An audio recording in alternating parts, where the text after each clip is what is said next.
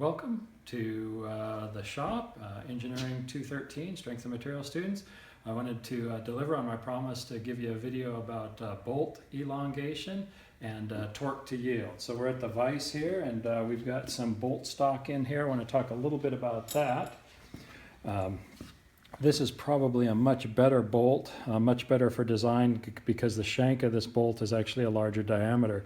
You can see here where they cut the threads, it gets cut down.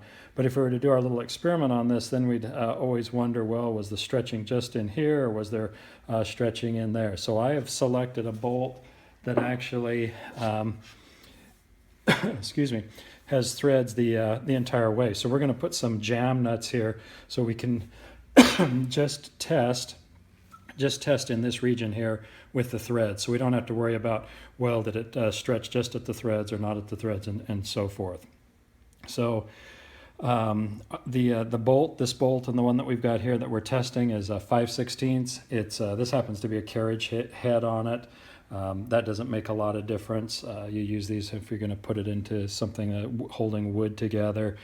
You can even see on the head here that it says A307. That's a designation of the structural engineers would probably use, although you're probably not going to use something like this in a structural application unless you're building a swing set or something. This is kind of an unelegant solution to a problem. If you're a mechanical, you're going to probably see it more with a hex head on them. And the designation for the low strength is going to be a grade 2. Okay, whether you say grade 2 or whether you say A307, you're referring to a low strength, low carbon bolt. So I've got these jam nuts here so we can just test this portion and have the vise hold the rest. I'm going to make a quick measurement. Just use a caliper here and measure how long that is from the end of the bolt down to those nuts. And I'll lock that in position, and it looks like it is 4.311 inches. Okay, so 4.3 and then 11, 4.311. And we don't have to worry too much about that because I think there'll be hopefully a noticeable difference when we get done. So what I'm going to do then is put some washers on here, and then a spacer, and I've dressed these up in the lathe so the spacer is nice and parallel, nice square ends. Probably should use just one thick washer rather than multiple washers, but this should work for our experiment.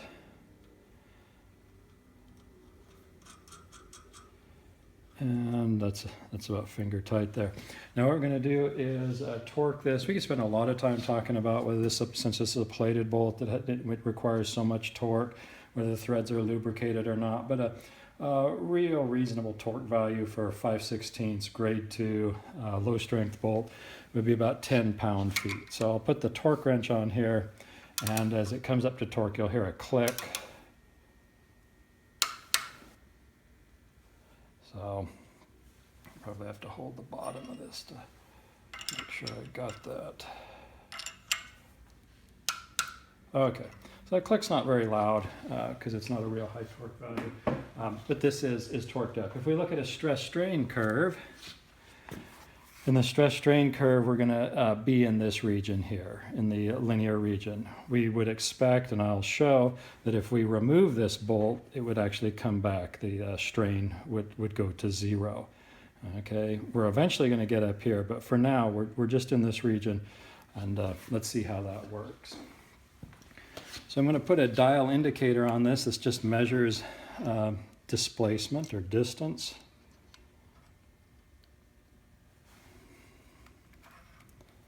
Nice made in China unit, same place as the Wuhan flu. We've got that there, and then I'll zero this out.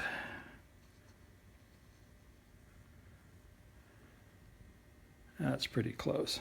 Okay, so we'd expect inside this sleeve here, this collar, that it's stretched a little bit. So when I release this, it's going to come up.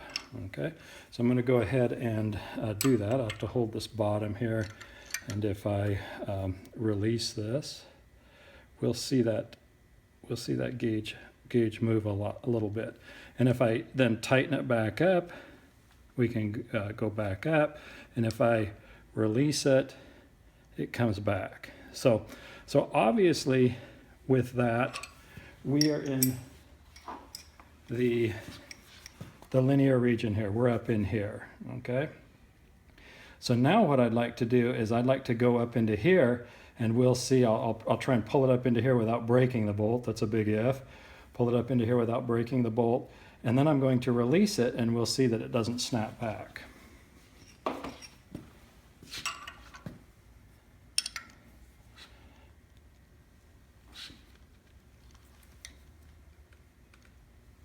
So we've got quite a bit of deformation. It's stretching quite a bit.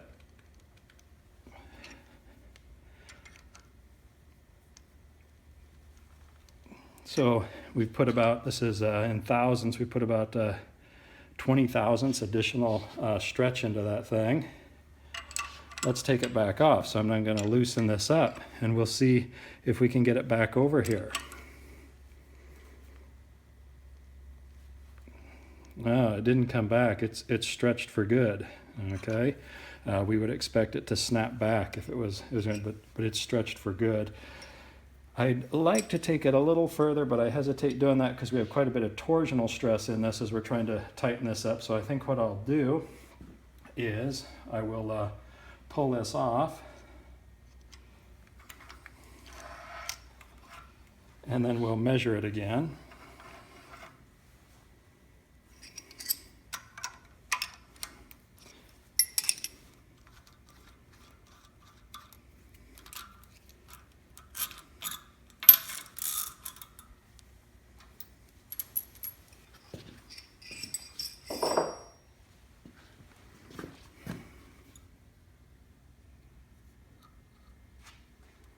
So it's stretched a little bit.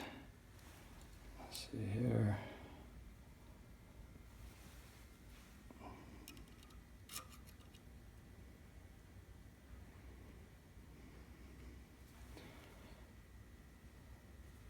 So it looks like we've got about 20,000 stretch out of that. We're at about 4.334.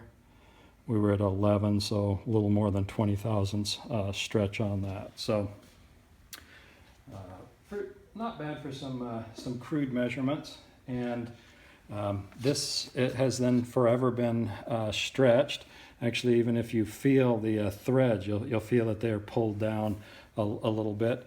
And the reason that they like to have torque to yield fasteners is as you come up into here, you can get a lot more clamping force with them. You can hold things together better. The downside is that you can't reuse this. This is now shot. If we have to take it apart to do some maintenance or to do some repairs, we would have to replace it. So our experiment has been a little bit crude, but hopefully I've shown you the difference between normal fasteners that return back to the same length and torque to yield fasteners that you actually stretch forever. And the business of fasteners is really interesting. You can go in and spend an entire lifetime and career in fasteners. But just wanted to show you some of the tools that we might use in a little experiment like this, some of the terminology, and what it means to actually cause something to yield, to torque to yield. So we'll throw this bolt away now that we're done and go forward from there. Thanks. Take care.